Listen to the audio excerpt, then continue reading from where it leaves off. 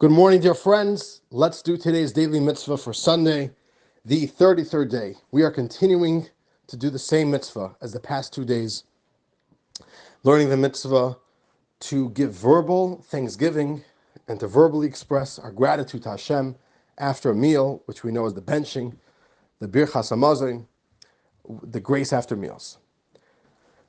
That is the biblical mitzvah. But as part of this mitzvah, the Rambam speaks about all the many various laws, and quite a few chapters, over 10 chapters of laws, where the Rambam discusses all the many, many blessings that we Jews make over food and many other things, all types of blessings. And another interesting area of Jewish law that comes up in this mitzvah is mealtime. How do Jews eat a meal? What are the customs, the traditions that the sages have instituted of what makes a meal Jewish and what is the proper etiquette of a Jewish meal? And many, many fascinating laws. So let us begin with how the meal begins, how the Rambam teaches us how a meal begins. If this is a meal that's going to be including bread, a bread that you're going to be making the Hamoed blessing over, then the law is that the sages have instituted that before eating bread, one shall go with a vessel and wash their hands ritually. Now, this has nothing to do with cleanliness, says the Rambam. So even if your hands are perfectly clean, spanking clean, doesn't matter. You still got to wash them for the ritual washing because it has nothing to do with cleanliness. And even if you are 100% certain that your hands have not come into contact with anything ritually impure, we'll learn a little bit later on down the road about ritual purity and impurity. But even if you're 100% sure that your hands haven't touched anything ritually impure, doesn't matter. You have to wash your hands before eating bread. You got to do it with a vessel, so you can't just put your hands into a sink. You have to have a separate vessel. In Yiddish, we call that a kvart, a washing cup, and pour a good amount of cup on each hand.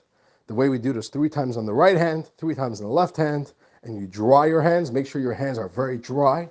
According to Jewish law, you shouldn't be touching the bread with wet hands, so dry those hands well, and then go straight back to the table, and you are ready to break bread. You are ready to partake of the meal and begin the meal. That is the ritual washing. And the Rambam says that right after we wash our hands, or the Rambam maybe says even to do it before washing hands, we do it right after, you shall say a blessing. The Al Netilat Yadayim, Baruch Atah Hashem, Lekeinu Melech Haolam, Asher Kedishanu b'mitzvos v'tzivanu, Al Netilas Yadayim. That we thank Hashem, the King of the universe, and by the way, mentioning in the blessing God's sovereignty, Melech Haolam, to say that Hashem is King of the world is paramount. A blessing is invalid. The blessing only works if you mention Hashem's sovereignty over the universe, over our world. It needs to be mentioned. Melech Haolam, King of the universe.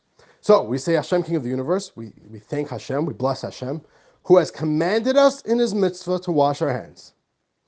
The Rambam says 1 second.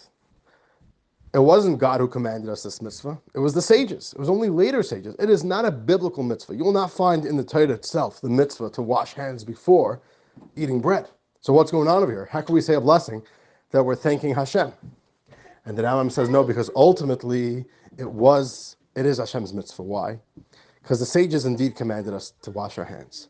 But in the Torah, the Hashem commands us that we shall follow the directives of the sages. And whatever they guide us and teach us to do, we have to listen to the sages. And therefore, when we wash our hands, we are not just listening to the sages, we are listening to Hashem's mitzvah, because Hashem told us to listen to the sages.